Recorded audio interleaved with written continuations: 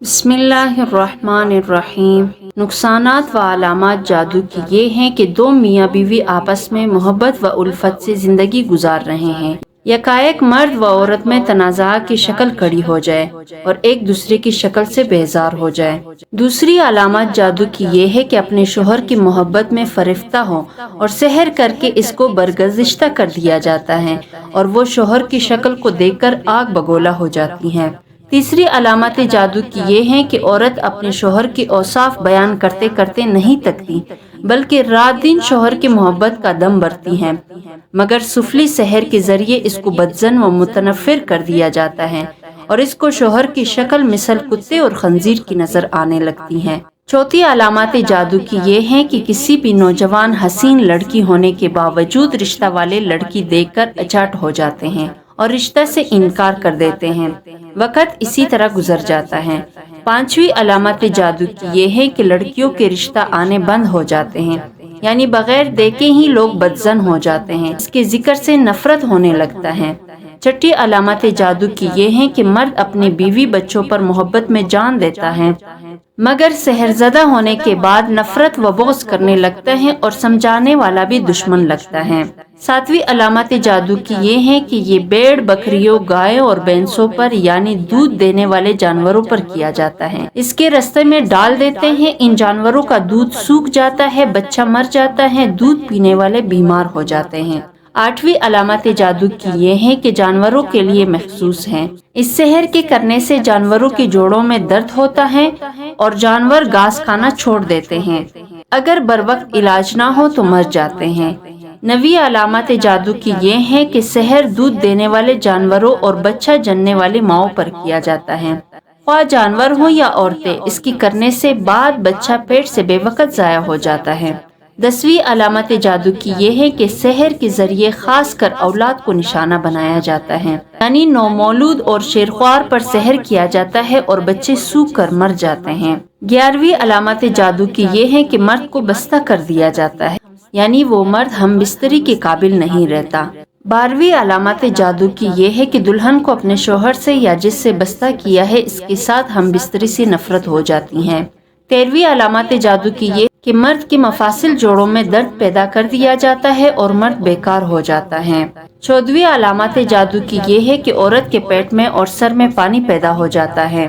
15वीं अलामत जादू की ये है कि सहरज़दा होने के बाद औरत रंग बदलने लगती है और थोड़ी देर के बाद तब्दीली रूनुमा होती है और शक्ल व सूरत भयानक हो जाती है। 16वीं अलामत जादू की ये है कि औरत को बांध दिया जाता है और औरत अकीमा बांझ हो जाती हैं। माहवारी भी होती रहती हैं मगर इस्तिक़रार हमल नहीं होता। 17वीं अलामत जादू की ये है कि सहर के जरिए किसी भी शख्स का रोजगार बांध दिया जाता है और सहरज़दा का माल व असबाब तल्फ हो जाता है, मवेशी मर जाते हैं, आए दिन नुकसान का सामना रहता है।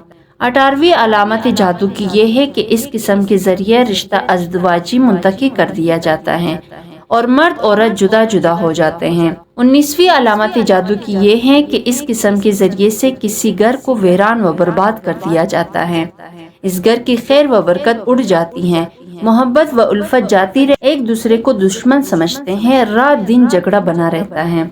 20वीं अलामत जादू की ये है कि इस सहर के जरिए अपने मतलूबा शख्स को ख्वाह मर्द हो या औरत शदीद बीमारी में मुब्तला कर दिया जाता है, वो किसी सूरत सेहतयाब नहीं होता। 21वीं अलामत जादू की ये है कि इस सहर के जरिए किसी भी शख्स को मर्द या औरत को दलील कर दिया जाता है, हर कोई इनसे बिला वजह नफरत करने लगता है, कोई एतबार नहीं करता। 22वीं अलामत जादू की ये है कि इस सहर के जरिए किसी अफसर या हाकिम या मुलाजिम को नौकरी से या अफसर को ओहदा से हटा दिया जाता है। सहरज़दा होने पर नौकरी व ओहदा से मुअत्तल हो जाता है। 23वीं अलामत जादू की ये है कि अमीर को, रईस को, बादशाह को, वजीर को ओहदा से गिरा दिया जाता है। 24वीं अलामत जादू की ये है कि इस शहर से औरतों को उजाड़ दिया जाता है, यानी तलाक दिलाई जाती है। जब तक इस शहर का दफिया ना होगा तो कितने ही निकाह कर लिए जाएं, सब मुनक़ते होते रहते हैं। 25वीं अलामत जादू की ये है कि इसके जरिए हाकिम को तबादला पर पहुंचा दिया जाता है और शहर से दूर कर दिया जाता है। 26वीं अलामत जादू की ये है कि इसके जरिए खूबसूरत हसीन औरत के हुस्न व जमाल को खराब कर दिया जाता है, جس کی وجہ سے وہ اپنے پرائیوں کی نظر میں ذلیل و خوار ہو جاتی ہیں۔ 22ویں علامات جادو کی یہ ہے کہ اس کے ذریعے سے ہر ترقی کو مسدود کر دیا جاتا ہے، یہاں تک کہ تعمیر شدہ مکان کو اجاڑ دیا جاتا ہے۔ اس گھر میں کوئی آباد نہیں ہو پاتا بلکہ ویران رہتا ہے، جو بھی مکان میں آتا ہے جلدی ہی چھوڑ کر بھاگ جاتا ہے۔ اکثر ذہنوں میں یہ سوال ابھرتا ہے کہ جادو کیسے کروایا جاتا ہے؟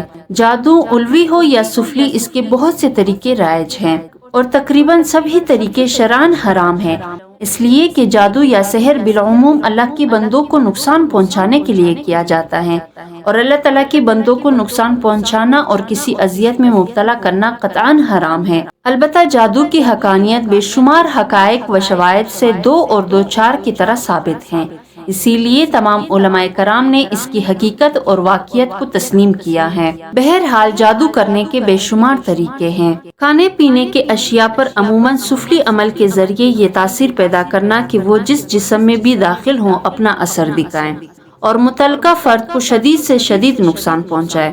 اس میں مسان اور دیگر کئی اقسام کے سحری علامات پیدا کر دی جاتی ہیں۔ یہ کھانے پینے کے اشیاء انسان کی رگ و ریشہ میں پیوست ہو کر خون بن کر سرایت کرنے لگتی ہیں، جس سے انسان طرح طرح کی بیماریوں میں مبتلا ہو جاتا ہے۔ ایسے سفلی عمل کی توڑ میں بے پناہ مشکلات کا سامنا کرنا پڑتا ہے اور علاج کے لیے بے حد صبر و تحمل کے مراحل سے گزرنا پڑتا ہے۔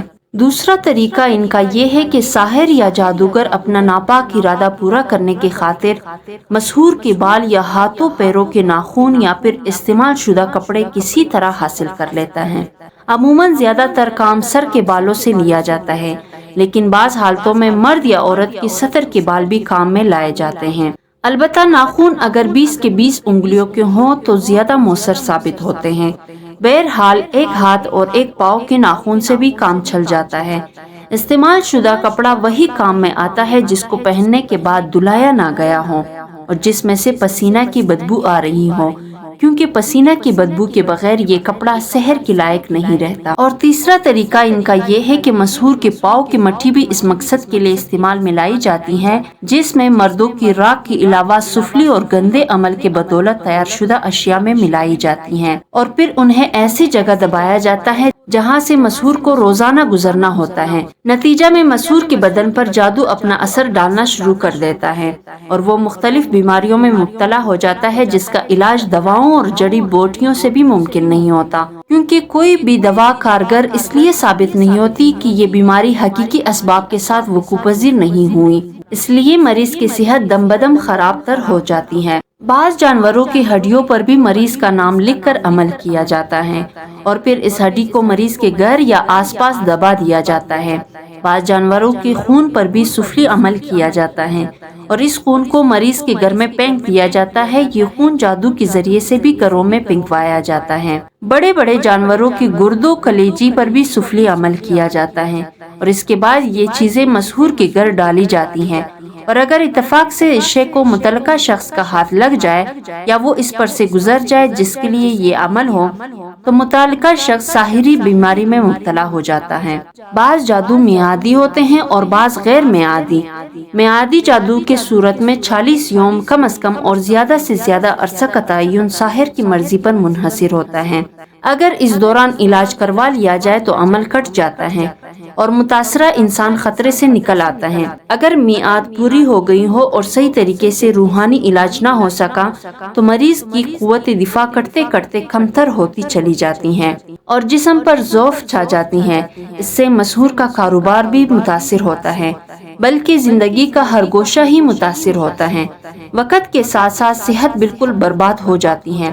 اکثر کاروبار کی تباہی عدم توجہی کی ذہنی قوت کی کمزوری ہو جاتی ہے اور مریض صدمات کے ہاتھوں اپنے جان سے ہاتھ دھو بیٹھتا ہے۔